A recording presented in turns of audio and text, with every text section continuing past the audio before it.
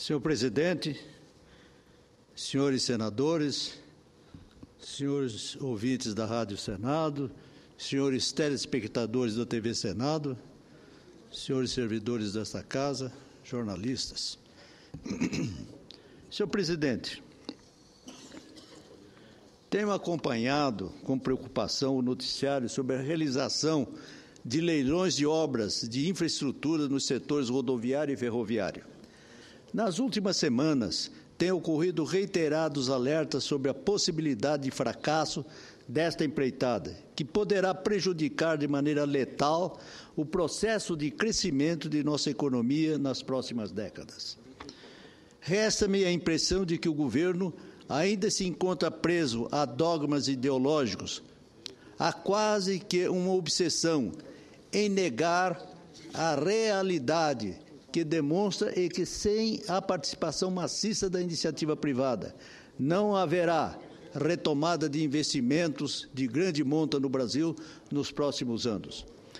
Parece que é uma espécie de birra infantil de certos segmentos do governo em não querer notabilizar esse processo como privatização, ou diria mesmo concessão, mesmo porque isso vai contra tudo aquilo que o PT pregou nas últimas campanhas presidenciais. Ora, a sociedade brasileira está suficientemente madura para compreender que o importante na economia são os resultados socioeconômicos, com benefícios diretos e indiretos à população, e não o rótulo que embala esse processo. Sabemos quanto é difícil aceitar novos paradigmas, mas as experiências históricas demonstram que somente a parceria entre a iniciativa privada e os governos é que poderá dar incremento às grandes obras que garantam ao país cumprir o papel que lhe cabe no cenário das grandes nações. Na verdade, infelizmente, o Brasil está atrasado nesse processo. O momento correto para dar início a esse processo teria que ter sido quando vivíamos o melhor momento de nossa economia, cerca de 3 anos atrás. O governo patinou, ficou perdido em meio de um cipoal das disputas de caráter subjetivo, como se estivesse vivendo uma espécie de crise de identidade após a queda do Muro de Berlim. Tenha, senhoras e senhores senadores, santa paciência. Agora o momento é outro. E a privação enfrenta os humores da crise mundial. Os grandes investidores estão com o pé atrás em relação ao Brasil. Há imensas inseguranças com a eclosão dos movimentos populares de junho e também há muitas dúvidas do ponto de vista técnico sobre os reais valores de investimentos e a consequente taxa de retorno. O governo precisa vender confiabilidade, sendo mais transparente e determinado. No caso das ferrovias, os dados divulgados merecem atenção. O pacote anunciado para o setor prevê investimentos da ordem de 91 bilhões de reais para a implantação de 10 mil quilômetros de ferrovias. Mas, até o momento, das 10 concessões previstas, apenas uma poderá, de fato, acontecer, o trecho de 480 quilômetros entre a Açailândia, no Maranhão, e Vila Conde, no Pará. Nas rodovias, o mesmo poderá ocorrer. Todos os leilões estão atrasados. Talvez apenas 2 aconteçam. As que prevêem obras na BR-050 de Brasília a Santos, e na BR-262, que sai de Vitória, no Espírito Santo, e tem a sua conclusão em Corumbá, no meu estado de Mato Grosso do Sul. Há muitas dúvidas sobre o encaminhamento dos procedimentos técnicos em torno desses leilões, cujo prazo de abertura deverá ocorrer no próximo mês de outubro. Há intermitentes alertas dos empresários apontando que, do jeito que as coisas estão sendo formuladas, não haverá interessados nos investimentos. Se isso ocorrer, o país perderá sua única oportunidade para sair do atual marasmo econômico e colocar em risco o nosso desenvolvimento futuro. Reputo como fato grave o que vem acontecendo e conclamo os meus colegas do Senado a se manifestarem para alertar o governo sobre o que vem ocorrendo no setor. Há sérios riscos envolvidos. Como sabemos, não podemos protelar obras que impliquem em elevação do nosso potencial exportador de commodities, nem em evolução sistemática de tecnologia no campo. Somente cortando o país com rodovias e ferrovias poderemos dar saltos expressivos no nosso desenvolvimento, superando entraves que nos colocam, infelizmente, no ranking das sociedades mais desiguais do mundo, com baixos índices de investimentos em setores estratégicos. Senhores senadores, em recente editorial do jornal Folha de São Paulo, há um resumo que expressa de maneira eloquente o que vem ocorrendo na consecução dos leilões de rodovias e ferrovias.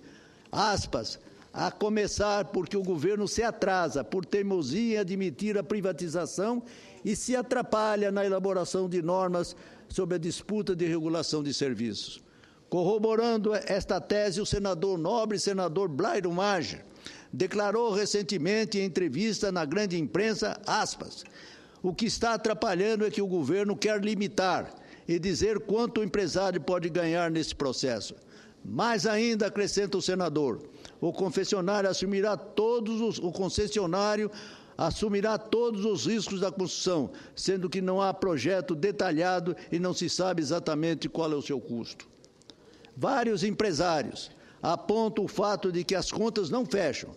Há projetos como o da Açailândia no Pará, ao porto da Vila Conde, no Maranhão, que foram estimados investimentos da ordem de 3 bilhões de reais, mas nas contas dos levantamentos do setor privado, a obra deverá ultrapassar 4 bilhões, sendo incongruente assim estabelecer previamente as taxas de retorno da ordem de 8,5%, quando se sabe que no fim das contas essa taxa será muito menor.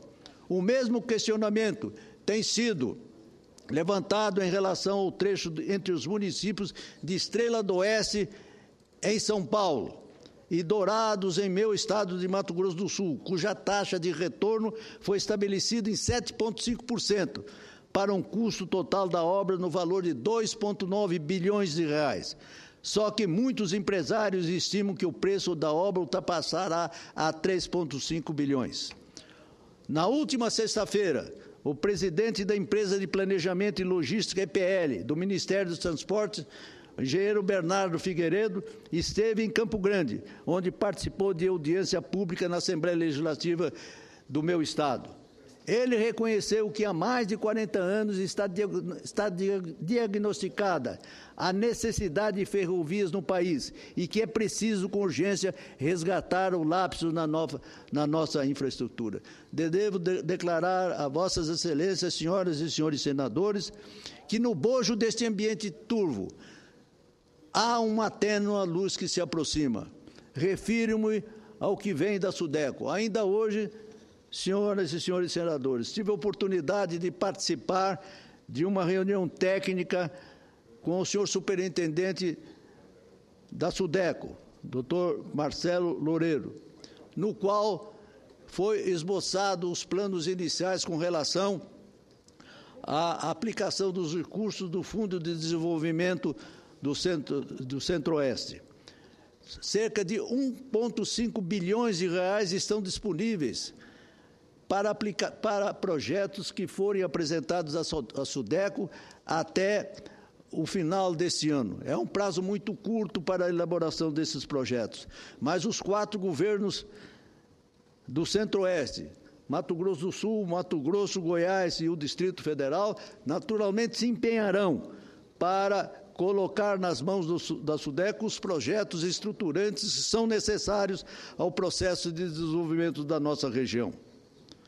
É, portanto, com expectativa otimista que eu faço essa declaração nesse plenário às suas excelências, as senhoras e senhores senadores, na expectativa sincera de que seja possível ainda nesse curto prazo a viabilização dos projetos que tanto interessam o processo de desenvolvimento da nossa região. Mas continuo, senhoras e senhores senadores,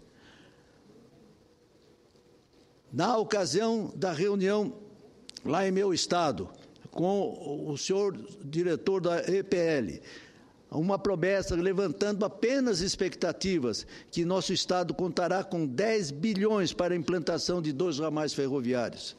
O primeiro da estrada EF 267, passando pela região do Bolsão, Vale do Ivinhema e Grande Dourados. E o segundo, a EF 484, que de Maracaju, Mundo Novo, ao Estado do Paraná, terminando no Porto de Paranaguá, eminente senador Roberto Requião. O porto que tem uma especial deferência de Vossa Excelência.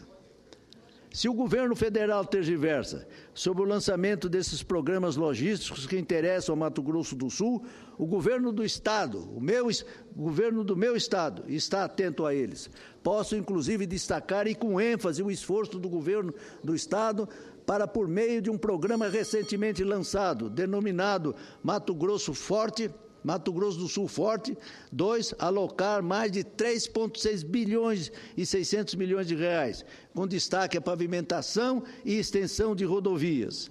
Devo ressaltar, senhor presidente, que uma das regiões a serem privilegiadas é a chamada região do Bolsão, limítrofe aos estados de Goiás, Minas Gerais e São Paulo, com rodovias truncais e vicinais capazes de dar sustentação logística para aquela região, antes esquecida, e que hoje se desperta para a cultura da seringueira, do eucalipto e já com sólida expansão na área de grãos, soja e milho, além da cultura de algodão.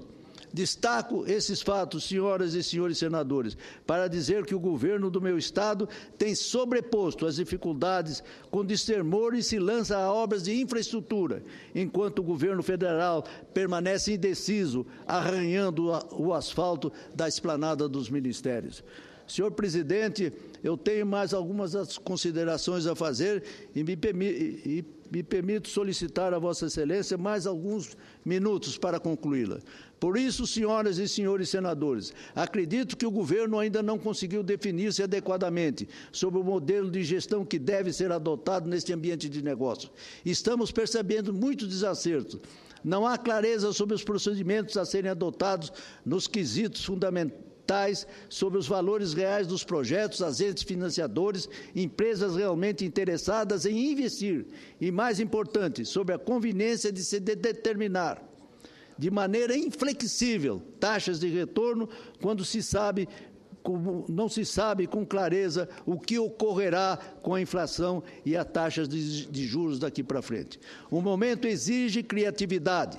Se os leilões previstos fracassarem por falta de interesse do empresariado, em decorrência da obsessão governamental no tocante à modicidade tarifária, isso significará que as críticas que vêm sendo feitas pelos investidores internacionais ao governo estão corretas. O Brasil está sendo administrado por amadores. Acredito que é preciso parar de se improvisar e estabelecer critérios realistas para fortalecer as parcerias com a iniciativa privada em torno desses importantes projetos. E termino, senhor presidente. Reconheço que o governo acerta no diagnóstico e aponta corretamente no rumo das soluções dos nossos problemas de infraestrutura, mas erra solenemente na hora da execução, ficando perdido, como já se disse anteriormente, em meio de picuinhas ideológicas.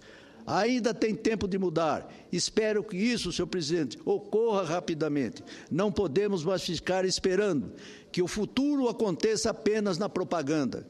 Vamos colocar a mão na massa e realizar coisas concretas. Essa, senhor presidente, senhores e senhoras senadores, é a nossa esperança. Muito grato, senhor presidente.